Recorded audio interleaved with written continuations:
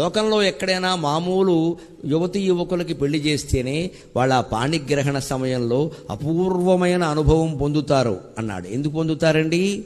ముందే స్కూటర్లు ఎక్కడం, ముందే సహజీవనాలు చేయడం, ముందే వాట్సాప్లు ఫేస్బుక్లు లేవు కాబట్టి. ఇవన్నీ అయిపోయిన తర్వాత ఇప్పుడు జరుగుతున్నాయి పెళ్ళి. ఎందుకంటే బాగుండదని చేస్తున్నామంతే, ఒక్క మాట చెప్పాలంటే. ఇక మనం చేయకపోతే ఇక ఎందుకు వచ్చిందని చేస్తున్నాం అంతే. అయిపోయింది కదా, ఏదో చేసేద్దాం, ఎందుకు వచ్చింది. అంతకుముందే జూము కార్లు వేసుకుని తిరిగాక బండెక్కి తిరిగేసిన తర్వాత పైగా బండి మీద ఇదివరకు ఇంకా ఆడవాళ్ళు పాపం చీర కట్టుకుని లేకపోతే పరిగిణి కట్టుకుని ఓ పక్కకు కూర్చునేవారు. ఇప్పుడు అలా కూడా లేదండి, శుభ్రంగా వారు కూర్చున్నట్టే వీరు కూర్చోవచ్చు. మొత్తం సాష్టాంగ దండ ప్రణామం.